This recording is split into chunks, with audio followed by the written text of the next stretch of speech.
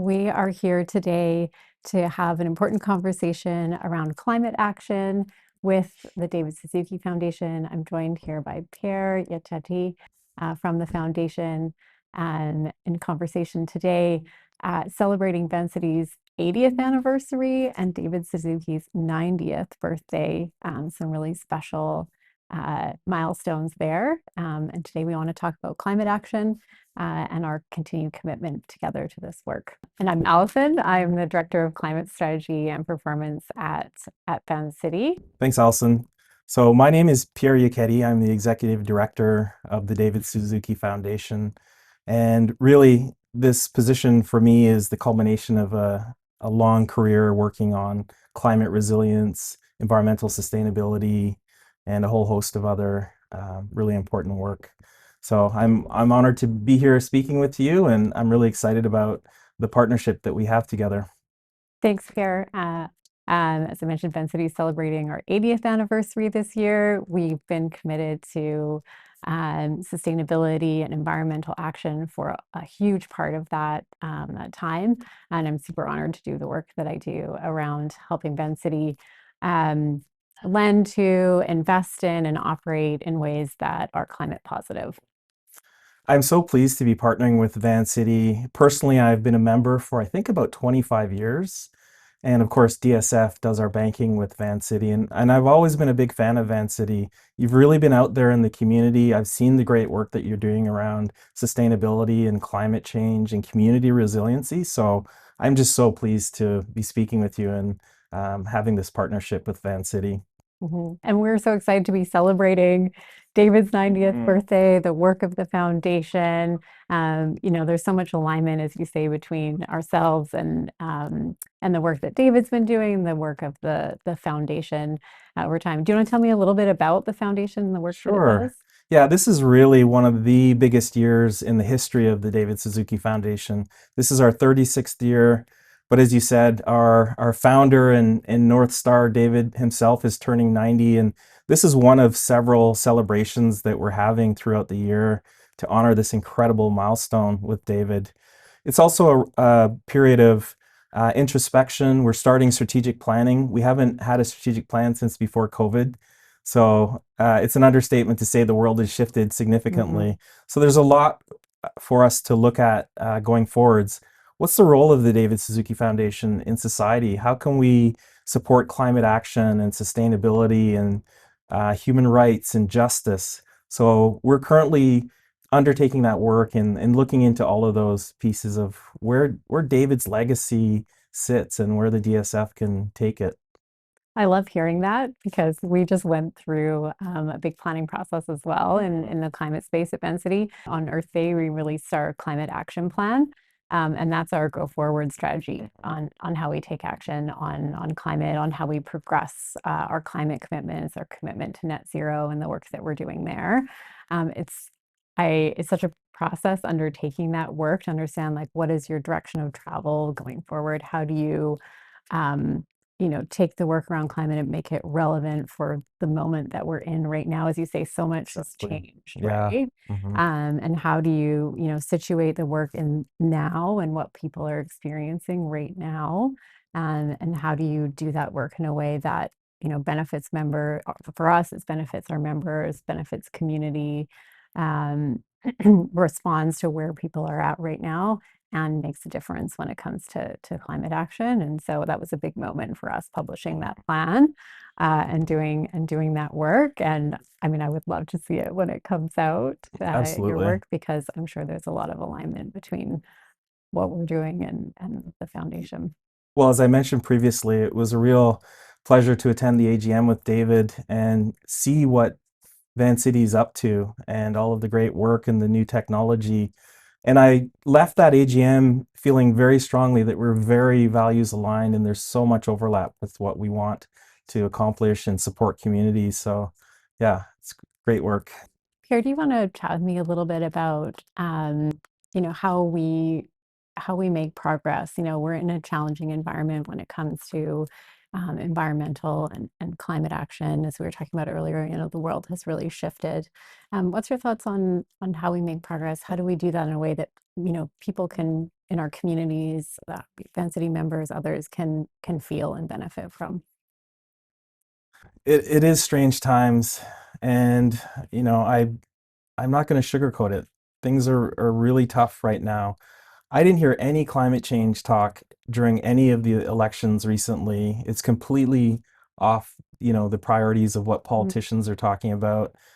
DSF and other environmental groups are having a difficult time getting time with the Prime Minister's office, that sort of thing. So things have really shifted, and we see a lot of focus on the economy, but we know that the environment is, the main thing, and the economy is within the environment. But where I see hope is all of the work that we're doing in community.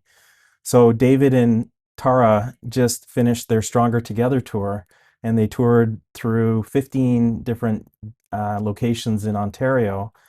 And we had community events at 5 of those stops and packed houses. We could have easily gone on for another 2 or 3 hours at all of those events. It was just really energizing to see all of the work happening at the community level. And I know that's a prime value for Vancity. So I see that's where action and hope really are at the community level. It really encouraged me to see all these grassroots organizations and students and youth and others are all doing their bit in the community. And we were talking about this before. David likes to tell the story of the Finland government reaching out to their citizens and saying, hey, we know that in a climate disaster, we probably can't help you quick enough. So you need to know your neighbors, you need to know where the emergency generators are, where the nurses are, that sort of thing. And that's been kind of our guiding light these days around where we want to focus our work. And like I said, it was really amazing to see all the work that is happening at the community level. So I think Vancity is positioned exactly where you need to be, and that's where we overlap around where we should focus our work and where we can support people best. Yeah. Yeah. That resilience is going to happen locally, right? By leaning on each other, on knowing our neighbors, knowing what to do, and being connected, right? Yeah. Yeah. The other thing that those community events showed me is people are starving to be together in person. Yes. Like I said, every single event was packed house. People were just so excited to share what they were doing and just be in community together. Yeah. So that's really encouraging for me in my work going forwards. And they want to come together on a topic that they care about and are passionate about. I think I would say, from Vancity perspective, we see the same thing. I think we had a banner out front there for a while there that said, we're Main Street, not Wall Street, but really like progress absolutely happens locally. It's easy to get, despondent or distracted by a lot of the headlines that we see right now, or those trends you were speaking to around, climate not being as far up the agenda as maybe it has been in the past. And yet so many of the things that we are concerned about right now, affordability, cost of living, are also connected to climate change. Exactly. Right? Those are all climate issues. Yeah. And they're within those issues. And so if we're taking action on climate, we are helping to solve around affordability, right? Around resilience, around energy security, all of these things that are top of mind Exactly. right now. And certainly for us as an organization, we know that, well, we want to be able to influence, at the federal level, at the provincial level, that really where change happens is working with our members, working with our partners in community. That's how we can, continue to advance the work, even if, some of the policy agenda might not be where it was before. And so, offering the right products and services, having, the right partnerships, and really just continuing to do the work, right? Even when the going is tough, I'm pretty confident that, as time progresses, climate will move back up that agenda. I agree with you. It's a bit disappointing at the federal and provincial level where things are at. That doesn't mean we need to ignore that or take the pressure off politicians or other levels of government. But I really feel that working at the community level is where we seem to be having the biggest impact. And all those little actions, they do add up and they do have an impact and they mean something. And I've really been focused on the individual and the community. My previous work was in healthcare, as we talked about, and I was in charge of decarbonizing all of island health. And the messages that resonated the most impactful messages came when I was standing with a doctor or a nurse and we were talking about wildfire smoke and an increase in respiratory visits to the ER, or the heat dome that, 600 lives were lost, and the vulnerabilities of our infrastructure. And so I'm really focused on the links between climate change and our individual health. I find that those messages really resonate with people. They can see it. They can see climate change impacts my breathing or my comfort, or these sorts of things. So I have a lot of hope in that messaging and work that we're doing. Yeah, absolutely. And great to hear your work with Island Health. One of the projects that we are undertaking right now. So we do work to support our members to reduce their emissions. So reducing the emissions of the things that we finance, the things that we lend to, but also we operate an organization, right? We have branches and offices and vehicles as an organization. And one of the things we are working through is reducing the emissions from our own buildings. And so many of our employees will have experienced probably some people, working on the roofs in some of our branches, including even branches that we lease. We are working on transitioning our heating and ventilation systems over to heat pumps. And doing, similar work to probably what you were doing at Island Health, and helping our buildings be lower emission, more comfortable, more efficient, and progressing through our over 60 branches and doing that work. That's music to my ears. My graduate studies are in civil engineering around high performance buildings, so I could talk for hours about this, but I was so happy to see all the amazing work that you're doing at Vancity to decarbonize and reduce emissions. And I think those measures are really important: heat pumps and low or high efficiency renewable energies, all those sorts of things. So you're definitely on the right path. And we're trying to help our members figure out how to do that too, right? They all live in and work in buildings and their homes.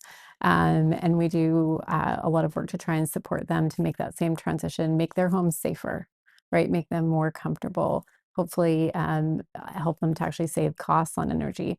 And what you're saying there around health really resonated, right? If we are in these, much hotter summers with wildfire smoke, people need to be able to be comfortable in their homes. They need to be safe in their homes. They probably need to be able to close the windows and not, overheat. And so having something like a heat pump there that can offer that heating and cooling and enable them to, sleep and live comfortably while we're experiencing those impacts of climate change is so important. And actually, one of the things our members told us when we did some research with them is they were like, I'm interested in doing that, but I don't know where to start. It can be a bit complicated to undertake work like that for your home. And so now we offer them some complimentary home energy advice. They can get a sort of neutral third party that they can talk to help them understand what they should do with their home, how they might undertake that kind of work, but really in the interest of it being, a healthy, safe, comfortable environment for them to live in.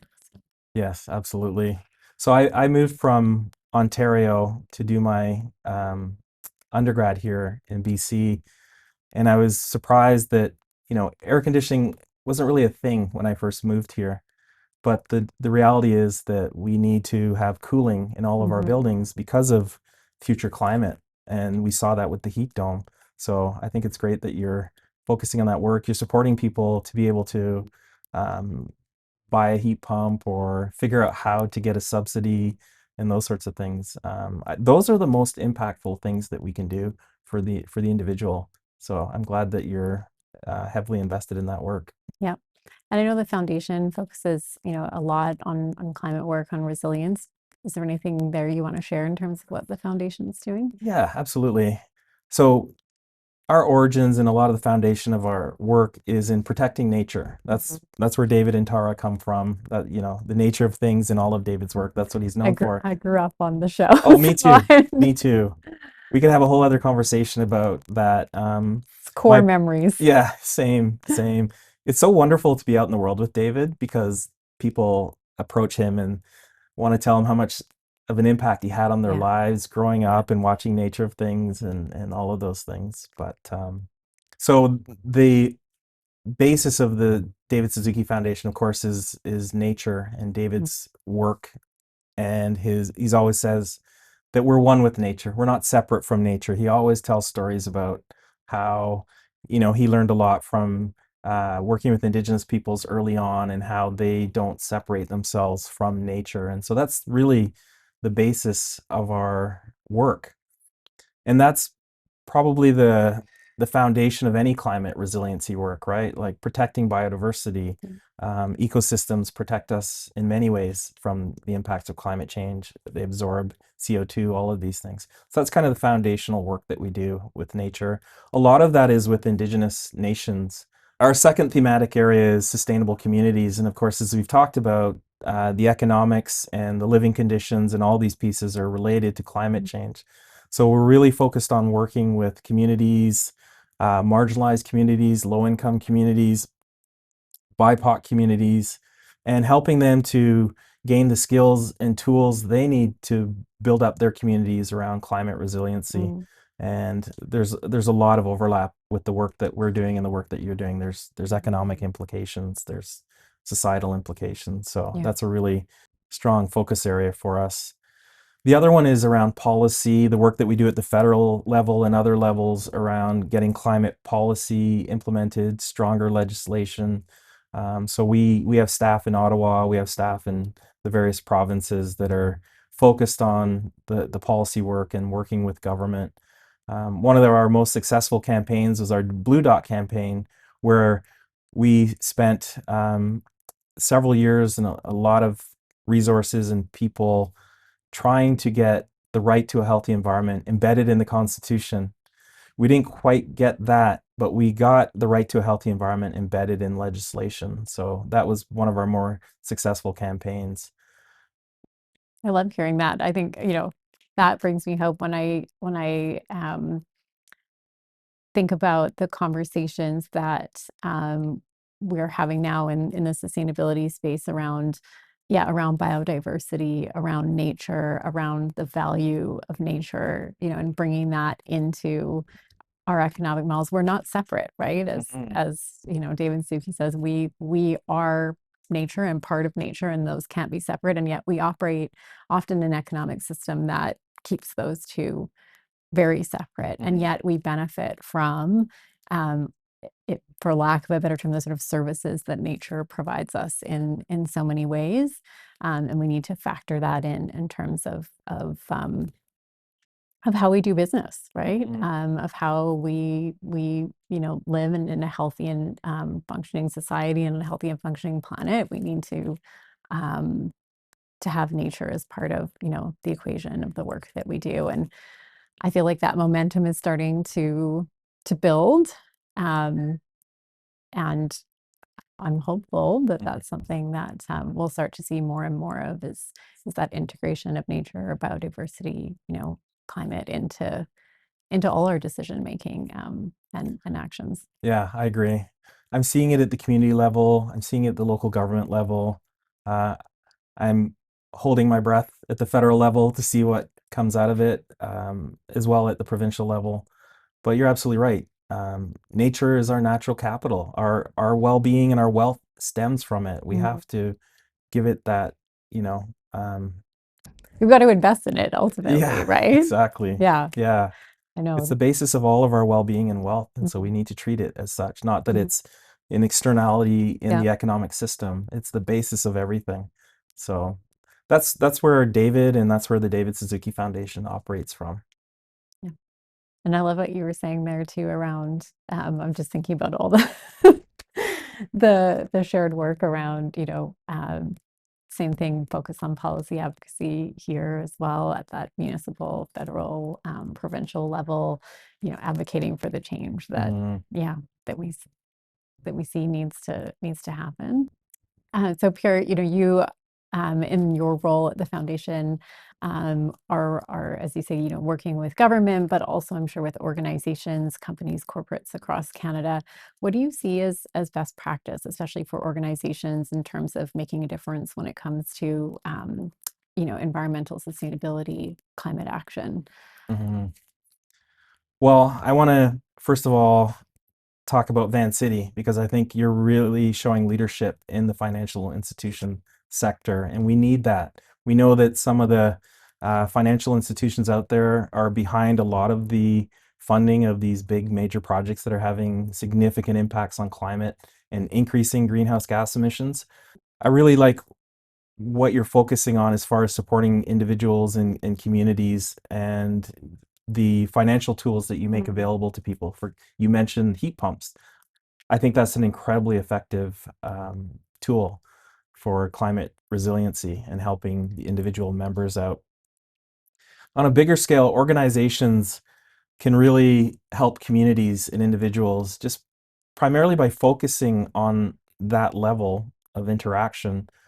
And also they can show leadership in their actions. What I really like about what you're doing is you're also looking at Vancity's infrastructure, as you said, their transportation, all of this, right? So you're taking care of your business first and then supporting others to do something similar. So I think organizations and corporations can really show leadership by doing a lot of what Vancity is doing and not only walking the talk, but then supporting others to be able to be on that journey Yeah. as well. So Yeah. kudos to you. That's so lovely to hear, especially from a peer and somebody who's been, working in this space for a long time. I love that you said walk the talk because actually that's one of our that's one of Okay. our climate That's commitments. great. Around, it's important as for us as an organization to support our, members and communities and to address climate change, but also that we do that ourselves for an organization. We never want to ask others to do things that we won't. Well, the That we other thing won't I do love about ourselves. Vancity, and this is starting to sound like I'm a paid Just part of the fan spokesperson, club. but what I really love about Vancity is that you've stuck to your mission and your goals, Mm, especially when times have been hard. So what we're seeing in the environmental space, but others, is corporations and organizations are abandoning diversity, equity, and inclusion. And you hold that as a core value. mm, You're not giving up on it because it's not, the latest thing. It's not trendy anymore. yeah, That's really troubling for me to see this backwards progress on all of this, all these successes we've had in the past. And so I think a piece of advice really is just to kind of stick to the mission and the goals, even when times are tough, because yeah, it's probably easier to pull out and toe the line, but um, you yeah, really see an organization or a person or a corporation during those difficult times and how they respond. yeah. What they're made of Yeah, when the going gets tough, right? exactly. Yeah, Yeah. yeah. And we've had lots of conversations around that. I think you're spot on. Like, you know, times change. There's different focuses. Um, but those commitments around, around environmental sustainability, around reconciliation, around equity and inclusion, like those are things that we remain committed to, and that we're continuing to work on. And the time to do that is when it's hard to do that, Mhm. right? That is when it is most important to continue to do that work, to continue to drive progress. We had a lot of conversations around that over the past few years in the organization. And I know all the way from our board down, there's absolutely that commitment to still driving that work. And I think honestly, that would be my advice for other organizations is to choose meaningful areas of focus where you can really make a difference and then stick to them and Mhm. do the work. Change is not going to happen and you will drive change in 6 months and in a year, but big change needs to happen over a longer period of time. And so you have to choose to do that work and choose to commit to that work and keep going with it and keep delivering on it year after year after year. We have a net zero by 2040 goal. That's really soon to me because Yeah. I know, the work that's ahead, but also that can feel like a really long time. For most of us in our organization, we might not be here anymore. We might not be doing the same jobs if we are in the organization anymore. And so it can feel really kind of that's far off, a long way away. Like, what do I do now that would kind of impact that? But you need a long time to be able to do that work. You need a long time to be able to build up almost the infrastructure to be able to deliver on big goals like that, right? And you need to learn what works and what doesn't. What Exactly. doesn't work. Yeah, very little of this works on short time frames. Mm. So you definitely need to have the big picture and a longer term plan. That's why I'm really excited about strategic planning, because we are going to look at the big picture and the coming 5 years and beyond. And especially with climate change, as you know, none of this is short term. Anything we do is going to have far-reaching implications. There's certain processes that we may not be able to shift because they're on much bigger time frames than we operate on. But clear planning, clear goals and objectives, and a sense of how you're going to get there so that people, believe it and they're encouraged by it and they see the future or they see themselves in it, I think will help get us there. Yeah. So, Pierre, can you tell me what's one thing you feel like you wish more people knew in terms of the role they can play in driving really positive change? This has been really top of mind for me after the community events I mentioned that we just concluded. So I think the one thing that people can do is just take action. Be involved in your community, whether it's joining a local conservancy or a local group that's taking action on climate. I think the media tends to portray that our individual actions or voices don't have any impact, and I don't believe that at all. So I think just taking action in your way in your community will have huge impacts. And as I said, I saw that in those community events that we were in. So that would be my one piece of advice to people. Yeah, you really felt that energy and that passion Yeah, and what people wanted, yeah, right? And people that are made a hungry for difference. that. Yeah. Absolutely. And that's inspired you in terms of the work that you go forward. So even that happening is Yeah, is such an impact, yeah. right? So same question to you. Yeah. What's your one piece of advice for people? Exactly what you were saying there. I think, definitely like big thing, just, if there's something that you care about, that you're passionate about, that you want to see change, figure out a way to get involved in making that change. Like, to your point, uh, you may think and you hear that, oh, and what's one voice going to do? But you are not the only voice. I think we often hear if you have a question, probably lots of other people have that question too. And I think it's the same thing. If you have a concern about that or you want to use your voice for that, probably many other people do as well. And I think by people speaking up, taking action, getting involved, advocating, they also give others the permission to do that, right? And inspire others around them to do that. And and then really in that sort of collective energy and action does change happen. I would also say, like, think about, you every day we make decisions about things that we buy, businesses that we patronize, who we bank with, and think about that. Like that, you have power in that. Who do you choose to give your money to, right? And how do you choose to do it? Are you, do you want to buy new or do you want to buy secondhand? Like every day we're making decisions that have an impact that can make change by moving where your money goes, what organizations you want to get involved with, all of that, I think makes a huge difference. And the last one is vote. Agreed. Vote Absolutely. for the change that you Yeah. want to see. Be involved, understand, what's happening, what you care about, what the change you want to see, and then vote according to that. Completely agree. We keep seeing voting numbers going down, and that's why people that we necessarily, the majority may not want in are getting in because of low voter turnout.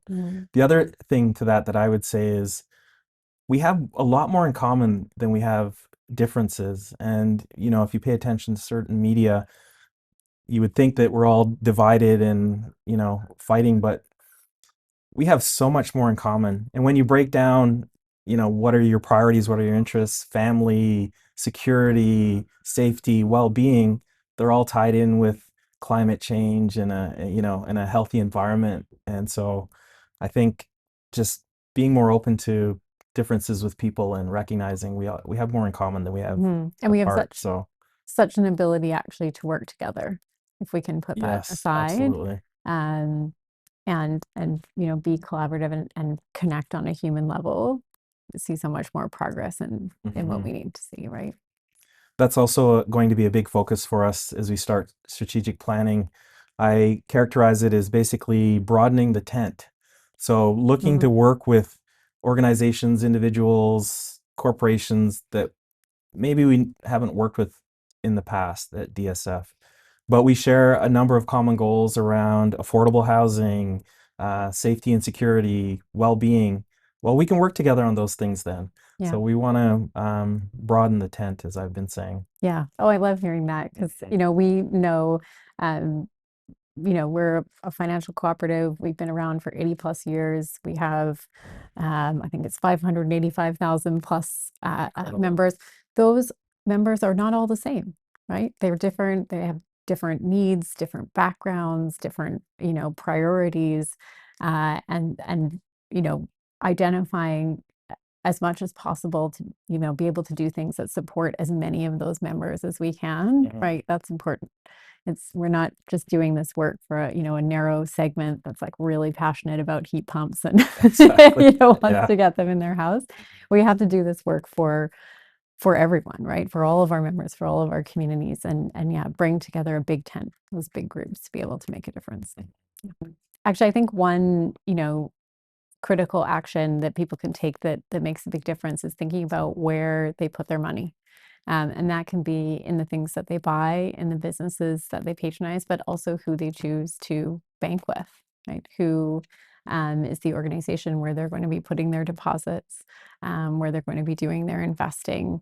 Look into what your financial institution funds, what they stand for, what they do, with your deposits and with your investments. That's an incredibly important decision that you can make and a way you can make a real difference. There are values-based financial institutions like Vancity that you can choose if that aligns to your values. I completely agree, both on a personal level and then on the David Suzuki Foundation level as well. I know personally, I look at like the manufacturer for my cereal. I look at who the manufacturer is for clothing. I made a very conscious decision around choosing Vancity as my personal banking as well, because I agree with so much of what Vancity stands for. And I avoid banking with others for similar reasons. So I think that's a really powerful and impactful way that people can see the change that they want by their choices on who they support and what they buy. I think the financial institutions and the financial sector, there's so much power and impact that individual choices can have, but also influencing the direction of Vancity, because I know you listen to your members or our members all the time. So, individual members can speak up and voice their opinions and influence the direction of Vancity. Yeah, absolutely. We were talking about voting. Yeah. We are a financial cooperative, so you can vote within, financial cooperative. You can vote for your board I just members. You can voted. vote in the AGM. Yes. Yeah, so you can even, vote at the level of your financial institution. And we're so glad to have you as a member. Yes. I think I've been a member for 25 years now. So my kids' accounts are there. Yeah. DSF's accounts are there. So we're very proud members. Oh, amazing. So this year is Vancity's 80th anniversary. It's David Suzuki's 90th anniversary. Lots of celebrations happening. We're celebrating in some pretty special ways. At the end of the day, we're celebrating one of Canada's greatest iconic people, David Suzuki. So I personally am just so excited to be able to honor him and just pay him the honor and deference that he absolutely deserves. And what a fantastic time. Vancity's celebrating 80 years. That's incredible. And then, yes, our guiding light, David, is turning 90. You'd never know if you spent time with him, though. He is so energetic and just so sharp and brilliant. love spending time with him.